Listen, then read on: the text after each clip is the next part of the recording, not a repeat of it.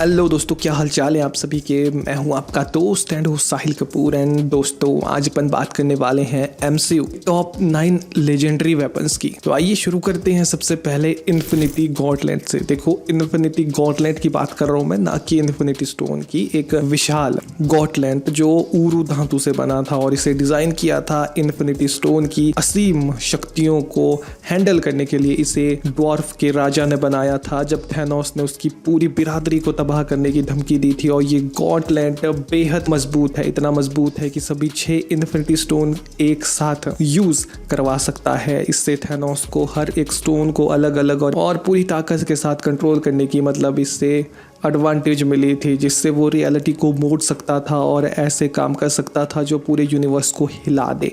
लेकिन इसे पहनना हर किसी के बस की बात नहीं थी। जैसे ही कोई इसे पहनता था, स्टोन्स की एनर्जी एक तूफान की तरह उसके पूरे शरीर में दौड़ उठती थी। असहनीय दर्द और जलने वाले बर्निंग निशान पड़ जाते थे। सिर्फ वही बींग्स इसे सर्वाइव कर सकते थे जो अंदर से उस लेवल पर बने हों। थैनोस ने जब इस इन्फिनिटी गॉन्टलेट से एक झटके में पूरे यूनिवर्स की आधी लाइफ को मिटा दिया, उस एक स्नैप ने गॉन्टलेट को भारी नुकसान पहुंचा दिया। फिर भी ये पूरी तरह तब बर्बाद नहीं हुआ। और जब आखिरी बार उसने इसे एक्टिवेट किया स्टोन को खुद नष्ट करने के लिए, टूटा हुआ, झुलसा हुआ, पर फिर भी काम करने के लायक था। देखो, म्योनिर एक शक्तिशाली एन्चांटेड वॉर हैमर है जिसे ड्वार्फ्स ने एसगार्डियन रॉयल फैमिली के लिए बनाया था। ये हैमर इतने ड्यूरेबल है कि रास्ते में जो भी आए उसे चूर चूर कर देते हैं। इसमें ताकत है वापस अपने विल्डर के पास लौटने की, लाइटनिंग को चैनल करने की और तेज गति से घूमकर अपने यूजर को उड़ा देने की,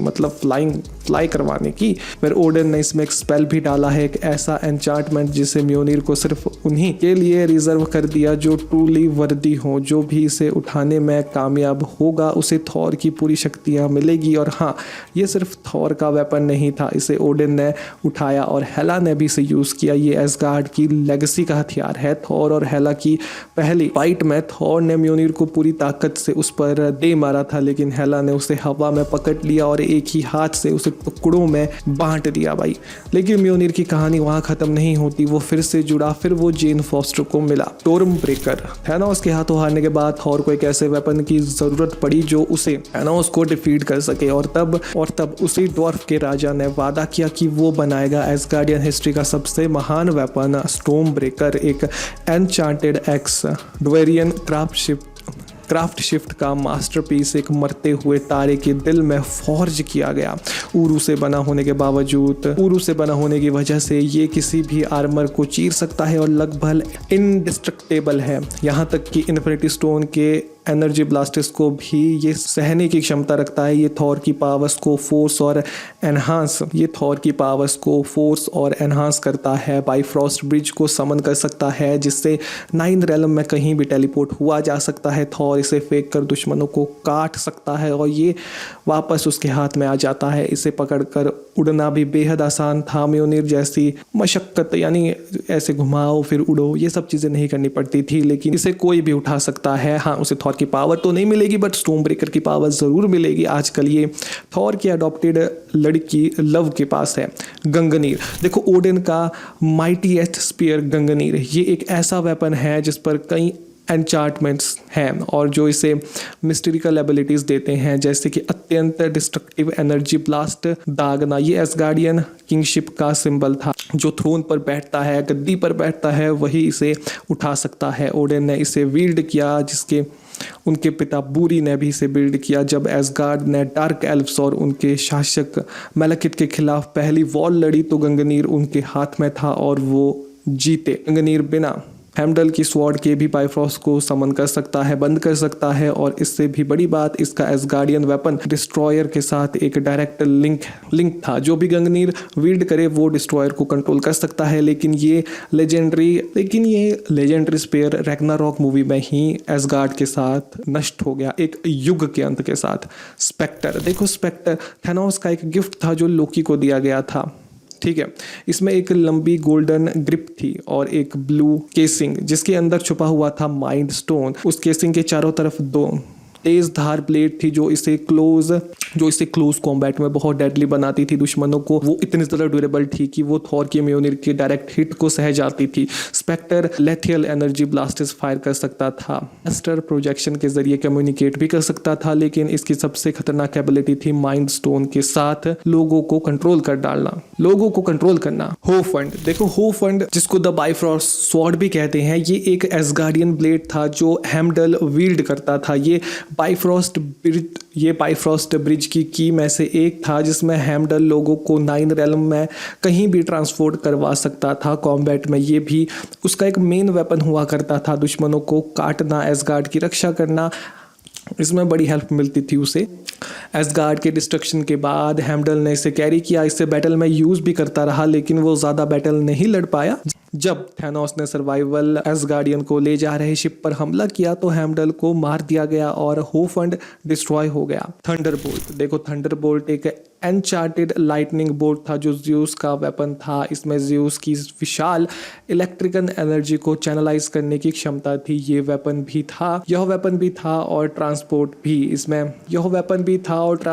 भी। इससे पकड़कर उड़ा जा सकता था, टेलीपोर्ट किया जा सकता था। जब इसे थ्रो किया जाए यह लगभग किसी भी चीज़ को पीस बाय पीस कट कर सकता था, यहाँ तक कि ज़्यूस को भी। और म्योनिर और स्टॉर्मब्रेकर की तरह ये समन करने पर विल्डर के हाथ में वापस आ जाता था। ये वेपन बाद में वेलकरी और थॉर ने ओमनिपोटेंट सिटी में ज़्यूस के साथ लड़ाई के दौरान चुराया।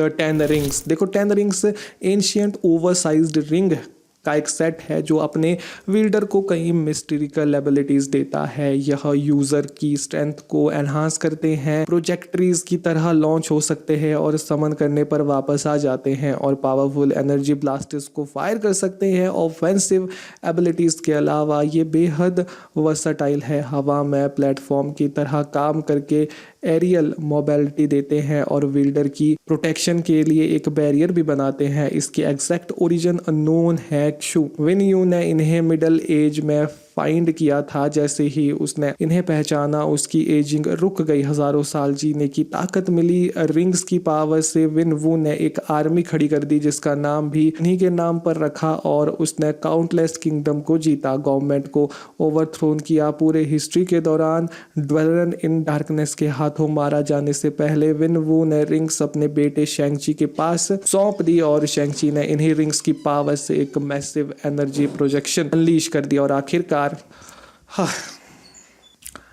ड्वेलर इन डार्कनेस का अंत हो गया। यहीं पर अब आता है यूनिवर्सल वेपन। देखो यूनिवर्सल वेपन एक क्री वॉर हैमर है जो ट्रेडिशनल एक्यूजर क्रॉप्स के मेंबर्स कैरी करते हैं। इसे एडवांस क्री टेक्नोलॉजी से क्राफ्ट किया जाता है जो बैटल में इसे फॉर्मेटेबल टूल बना देती है। रोनन द एक्यूजर ने भी इसे अपने प्राइमरी वेपन के रूप में विल्ड किया था, जो भी उसके सामने आया उसका सर कुचल दिया। इससे उसने ये हैमर किंग कसिव ब्लास्टर्स को फायर करता था जो किसी की गर्दन को भी इजीली स्नैप कर डाले। और रिट्रीव करने के बाद रोनन ने जबरदस्ती पावर स्टोन को यूनिवर्सल वेपन से अटैच कर लिया और फिर उसने उस पावर को यूज़ किया, पूरे के पूरे नोवा फ्लीट को तबाह कर डाला। और वो प्लान कर रहा था थैनोस से बदला लेने का। स्टोन अटैच होने के बाद इस वेपन में एक पूरा प्लेनेट डिस्ट्रॉय करने का पोटेंशियल था, लेकिन बैटल ऑफ एग्जांडर के दौरान यूनिवर्सल वेपन डिस्ट्रॉय हो गया और power stone guardian of the Galaxy के हाथ लग गया। उन्होंने उसकी पावर से रोनन को हरा डाला।